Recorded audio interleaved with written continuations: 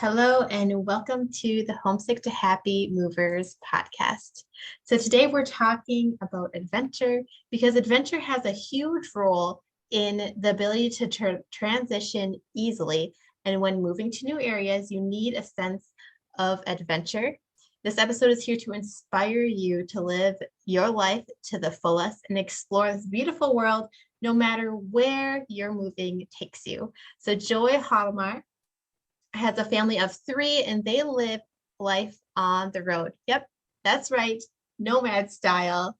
So, what started out as a summer trip from Colorado to the Redwoods ended up being the push they needed to move into full-time travel. So, welcome to the podcast, Joey. Thank you so much. I am so excited to be here. Awesome. Could you share with us your story of how you got started traveling? Yeah, so let's talk about that. I actually am a huge introvert and a homebody, and never in my wildest dreams did I think I would be traveling. I actually didn't even go to vet school because it meant leaving my home and my safety. So I let that dream go and became a teacher, stayed close to my family, so on and so forth. And my first big adventure out of my house was when my parents relocated from my hometown of 20 years and said, "We are going. Are you coming or are you staying?" Well, I stayed to finish college. And fast forward to having my little one, who it was actually the shift and the push that I guess I needed to see like my adventurous side, or to really push me into finding that adventurous side. I've always loved the outdoors. We spent um, my childhood was spent at the lake, in canyonlands, all over, near home, traveling with our family. So being outdoors, whether it be in the garden or raising food for our family, that sort of thing, that has always been a part of my life. But leaping outside of my state of Colorado was terrifying. So my daughter was born and we were reading, well, she's always loved to read. And we were reading one book in particular when she said, "I want to go there." And what do you say to your little one when they say, "I want to go there," and they're so excited and they want to explore? In my head, I said, oh gosh, how can I do this at home? Like, can I recreate this nearby? And then the other part of me was like, okay. And literally in about a week and a half time, I did a ton of research and really, really looked. We prayed about things. And then out of the blue, we had the like perfect RV situation really close to my husband's brother's house. And we bought an RV. And following that, we ended up on a road trip to the Redwoods. And that moment changed everything for our family. So that in a nutshell is kind of like how we have kind of like gone from that to not wanting to be anywhere outside of my home area, my home state, to really just discovering life outside of what we were comfortable with. And yeah, it just kind of snowballed from there. And I mean, there's so many pieces I could share, but I Yeah, don't want to continue. that's so interesting. So, how did you know?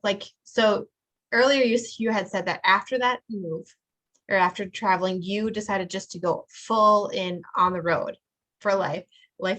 And how did you know that it was the right time to make such a big transition? So that was really actually hard. And we had already transitioned from building our first home and working very close to where our school was to selling that and coming to live with my parents, basically on their land, and had been really struggling to find land for all of us. What we wanted to do was build a like homestead family area for everybody to be. And it wasn't happening.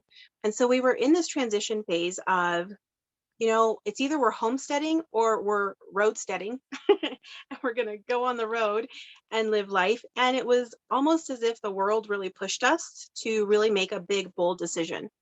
And it wasn't easy. It wasn't like this not It wasn't this simple decision. It was a decision of what feels at least good that our family's together and what feels right now. And so that was kind of what it was. It was just a push. It was a push of circumstances and things that were going on. And we could stay in this kind of this fear mindset of what if, and let our what ifs really rule what we were doing, or we could go for it. And so that's what we did. We went for it. That's awesome. Um, I love how you said that we could stay in the fear mindset or we could go. Like, you said it like it was a choice, right? Like you knew the fears were there and you had them, Yeah. but you chose to explore anyways. Yeah. Well, there was fear on both sides. There was the unknown of going full time this way and completely like letting go of everything. Or there was staying with the other unknowns of, okay, we just keep going in this way and we're not moving forward really. So both of them were unknowns. It was just which one are we going to do and which one is going to bring the most joy in our life right now. And in all honesty, in that right now, what felt and what has been the most joyful was going and traveling as a family.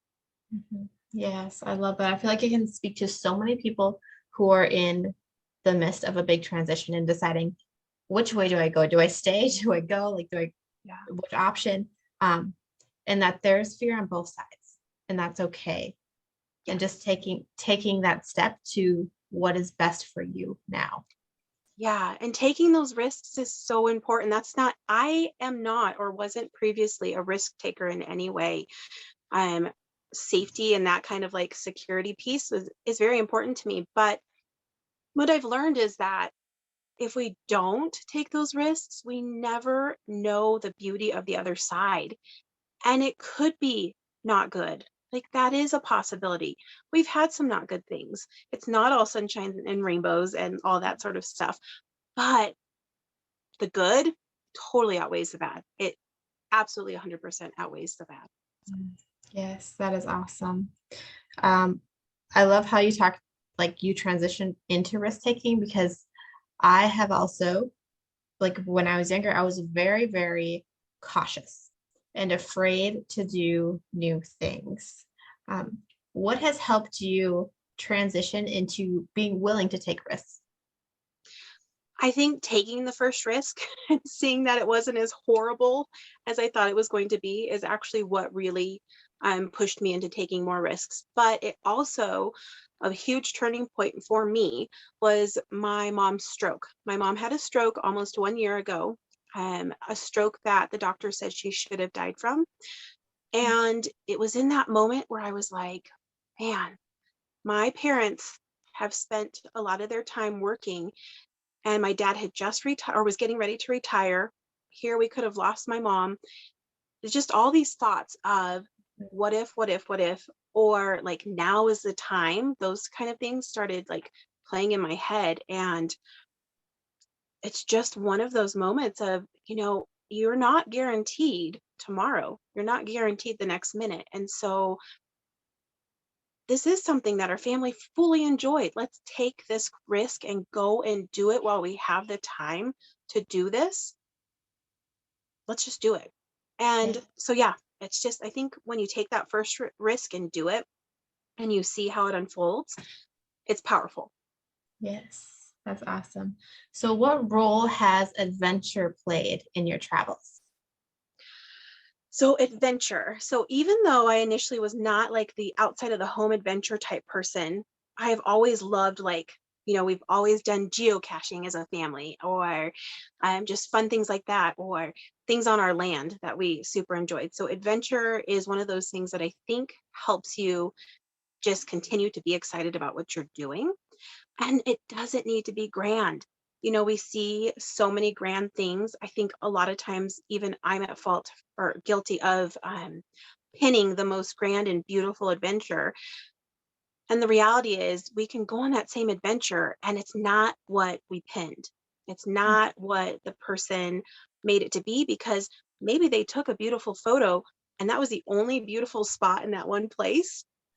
But along that trail and along that path, we stopped and saw like the lizards climbing, or we found some rocks to just go have a picnic on. To me, that is adventure. And that is what has like really driven us and kept us, I think, excited about what we're doing. We spent time in Florida, and I had so many people asking, did you go to Disney World? Did you see? It was all the major places. I was like, no. Actually, what we did was paddled on the river every single day. And to our surprise, we spent almost every day with manatees.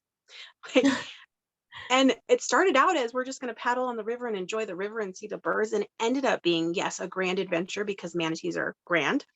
But we were very content with our expectation being way down here. And we Mhm. just wanted to explore the natural world. So adventures to some are these big, massive things. What I really think is most important is that adventure is so small. It needs to be something so small and simple that, you're seeing through the eyes of a child, really. That's what I've really learned, is that seeing through the eyes of my daughter is where I find the best adventures. So Mm, yeah. How have you taught your daughter adventure? I think just by, I mean, like I said, I was raised outside. So she was raised and born outside as well. I mean, gardening, all those sort of things, just, being curious about the world around her, sitting still and listening to the world around her. Um, I think in so many ways she's taught me more about it than I have taught her. Even though that's where we've been, she has reminded me to be still, or to be quiet, or did you see this, or did you see that, or um let's go here, those sort of things. Or maybe if we just go a little bit further, we'll see such and such and such. So in all honesty, I think there is like this reciprocal relationship. And really, I've learned so much more from her about adventure than I have probably taught her. Yes, yeah, that's awesome. So, was there ever a time when in your traveling journeys when you're like, okay, I am done. I'm done transitioning. I want to stop. Yes, actually, very recently, as we had made plans. Our plan actually very recently was to go up and around Maine and come in all the way around the top and then down through Oregon. We had some changes in our plans, and as we were heading back, as we have been heading back, we ended up with spring weather in Tornado Alley. Mm. And it was during that time where I was like, I'm done. Like being in a tin can in, I mean, essentially an RV is a tin can in Yeah. this kind of weather where we're having to change up, reservations, and sometimes you lose your deposit or your full reservation, and last minute having to move here because there's a tornado coming through, and so on and so forth, were some moments of, okay, this is really challenging.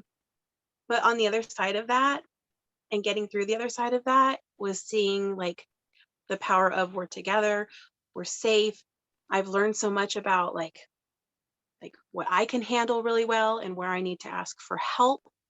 And yeah, so that was my most recent experience with that, of like, okay, I am done. But I'm not really done. That's the thing. Like it feels that way. And there's times when it is always nice to like kind of settle down. That was one thing that we really were mindful of, is making sure for our family, it does not work for us to hop from place to place to place really quickly. We don't thrive that way. So we spent a month or more in the places that we go usually. Mhm. And that really helps for us to balance out that feeling of like fatigue and the I'm done. This is too much. Yes. Yeah. So, as you're moving to different places, and could you speak to how you develop this at home feeling where you are? Because I feel like people who have moved can will benefit from hearing the different techniques that you use to feel at home. Yeah. Yeah, that's actually huge for somebody like me who home is like my comfort. And I originally thought that home was, like this physical space. And it is. There is parts of that yes are a physical space, which is probably why we went the RV route, because we do have, it is our home. We've made it feel like home. But outside of that, also just making sure that, we do those traditional things. Things like, for us, making tortillas as a family for dinner, um, baking together, doing our crafting and stuff like that, pieces that are still very important to our family and traditions, and maintaining those while we're on the road is what is home. Because that is the heart of like who we are.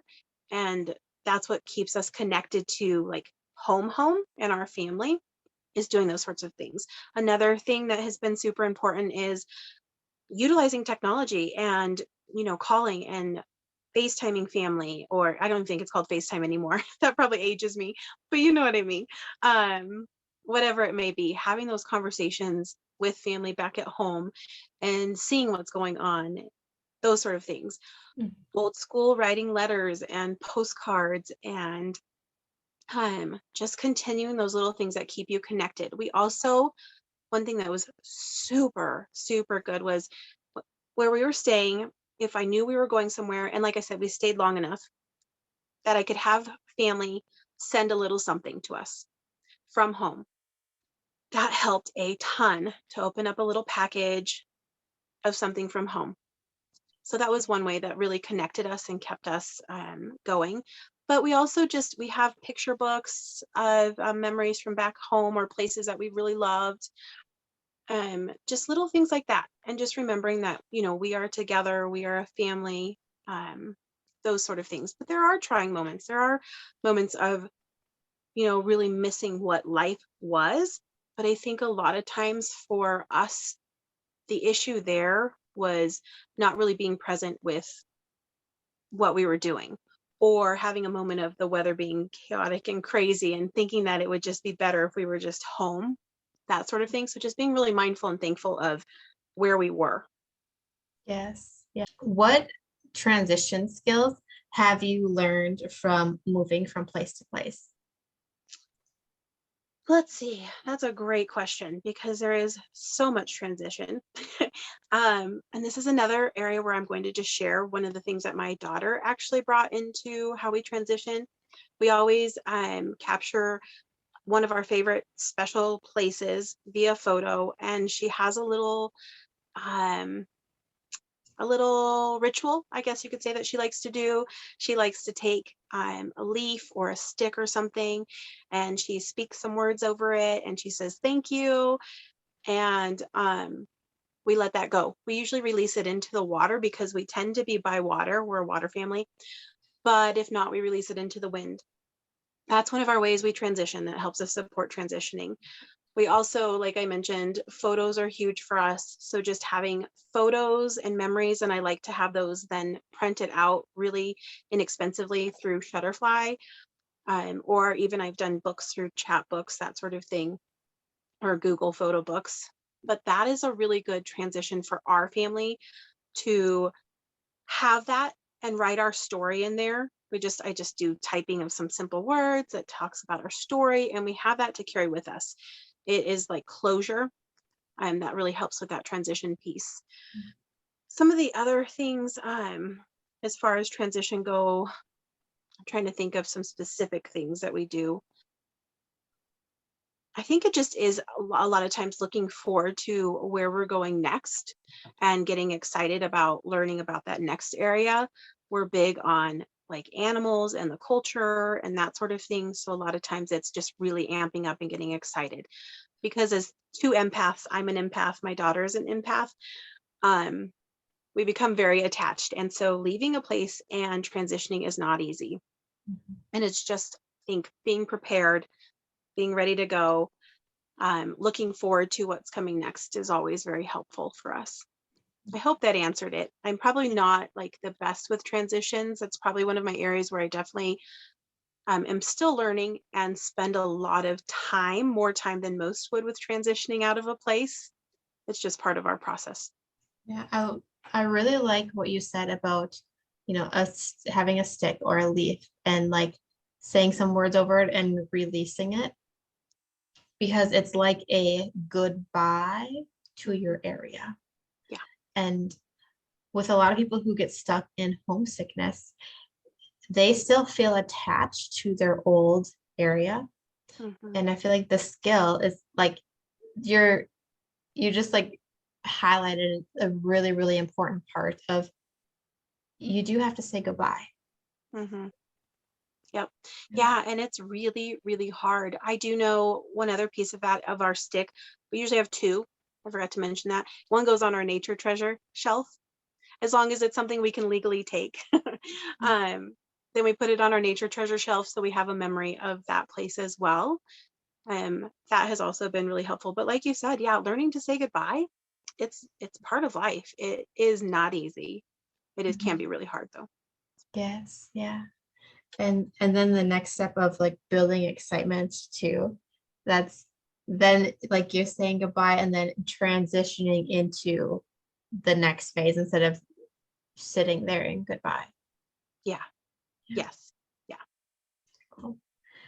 So how do you help your daughter like in any more specific ways to transition? For her, it's always that conversation. So we have a, calendar, a visual of how many more, we always talk about how many more days, what the day is going to be looking like our travel day. What will it look like? How many miles are we going? Where is it that we're going to? We always do.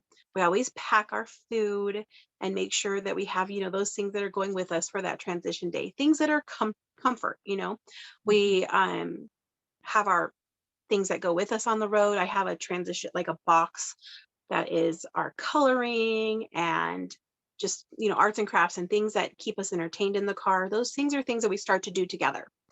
We also very slowly pack up our RV instead of like this massive, like, pack it up, close it up. It's all, Yeah, it's all happening in an hour. today's the It's day. Yes. Instead, like we clean off our learning shelf area and put it away in the cupboard, at a one day. And then the next day we go ahead and start cleaning up other things and putting those things away. And I think the slower you can do it, if it's possible, it makes it easier. And then you're just kind of slowly closing those doors and shutting those things and moving into the fact that it's going to be travel day. One thing that we do that I know not many RV families tend to do, but for us, it's just important. We do not rush out of our spot in the morning. We use up that time that they allow you to stay there, usually till 11 or 12. And we have breakfast in the morning if we can at the table. And then we go. We brush our teeth, we do all those morning things and keep that routine as normal as possible. Then we close up and go. And while I usually close up everything, my husband and my daughter go out and release some of that energy with playing. So those are some of those physical ways that we move through transition on the road. We are not a family that rushes very well. It's even the same on the road. We get out, we stretch when we're driving.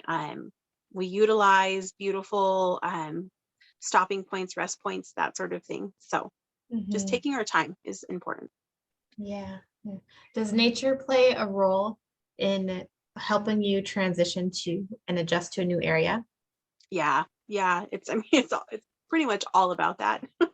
um, I mean, even like in my stories, I often share like our rest stops, and people are like, "I love that you share your rest stops." I'm like, because it is outside, it's grounding.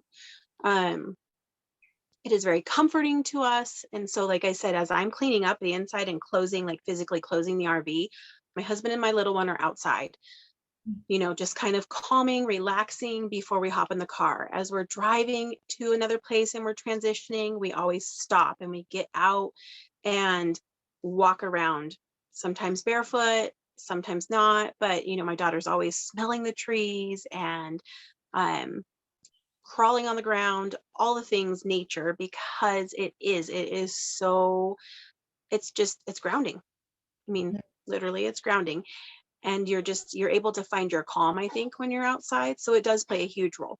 It does. Mhm.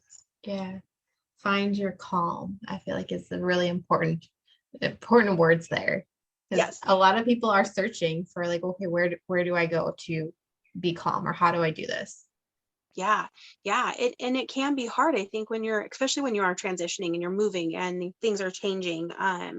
Stopping to find that calm is very huge. And like I said, as two empaths in the household with a lot of energy, and we're absorbing energy from everywhere else, it's really important to just stop and slow down. And that can be really hard. And I even hear from people all the time, they're like, oh, we are load up, we're in the car, we're eating breakfast, and we are on the road. And that's great. Like, if that works for you, that is great. Sometimes I wish it would work for us. We would end up at places earlier, but it just doesn't. And we've learned the hard way that that just is not for us. Mhm. Yeah. I think learning what works for you and your family is super important. Yes. Yeah. Yes. So you're living a different lifestyle than normal. And oftentimes living a different lifestyle can sometimes shock other people. Like, for instance, even if people are moving often, like not in an RV or living with a minimal amount of stuff. So it's almost as if there are people who expect us to live a certain way and don't really understand that life can be different. What is your view on this? Um, I've gone through a lot of it probably myself because, like I said, we built a home. The home I brought my daughter to. We were both teachers right at the school down the road. Um, that is what you did. Like, you needed to leave behind this legacy of things and what the world, spoke to you and told you was necessary in order to thrive or, you know, have happy children or whatever it was. And so, I've walked through some of these pieces of letting go of that and um, embracing again, going back to how does your family thrive and how are you able to be most like joyful and present and um yeah, what does that look like for you? Just really thinking through, what does this look like for me? And it does look different right now. I have heard things from some people, but I've also been really shocked and surprised at the people who have said, wow, I wish we would have done this, or gosh, you inspire me to do this, or you hear a lot of the hardest thing is probably, I wish we could do this, because you want to say to people, I don't have any, like, I don't have like some massive overhead bank account or something where I'm just, that's not what our story is. Um, it's not something magical or whatever, they're thinking. You just want to say to people, you can, if you really do want to do this, you can absolutely do this. And that's probably been the most challenging thing for me, is that part. But I think, yeah, through all of it, I've just learned that, it is different, but it works really well for our family. And that's Mhm. what matters most. Yes, yeah. How can the listeners connect with you if they're really resonating with our conversation today and want to reach out? So you can find me at Destination Mommy. However, I will be probably about 2 weeks. I'll be taking a break from there. So I will be blogging though through my website, which is www.joeyhodlmair.com. I just said it. How I tell everybody not to say it. Hodlmair.com. Um, and that will be my website where I will be blogging as I just am stepping back and taking a break and revamping some things. So, Okay, awesome, awesome. And so I'd like to get like one last tip of advice from you. So to someone who is just starting to step out of their comfort zone and explore, what encouragement do you have to offer them? And how do you develop a sense of oh, never mind. Okay, we're gonna start this over again. To somebody who is just starting to step out of their comfort zone and explore, what encouragement would you have to offer them? so my number one is really, really, while you want to pin things and you want to look at the beautiful flashy photos and so on and so forth, I want to remind people to really look at the caption, read the words, really talk to people, find somebody that you really feel comfortable with, and really lean into the adventure for what it is, not like this grandiose thing that we see, all over, that is gaining traction and is getting all the likes and views. Like that, really trying to avoid that and start small. Start small. Adventure can happen in your backyard. It can happen in your living room. You can camp in a tent in your living room. You can make a fort in your kitchen. I mean, that's where it started in childhood for me. So I think really making sure that you maybe lower the expectations and start by really, really seeking adventure right where you are, and then branch out from there. Because I think when we set ourselves up for these like massive adventures and we have to go see the coast and do all these things, and I got to get this great tide pool picture, we miss out. You miss out on everything. You miss out on the small things that are right in front of you. The things that our children pick up on are the things that we really need to lean into and really pay attention to. So that would be my biggest advice, is start your adventure really tiny and see the grand in that really tiny. And then it's all going to just seem so amazing and so grand. Awesome. Well, thank you so much for taking time to join me on the podcast. It was a great conversation. Thank you. I appreciate it.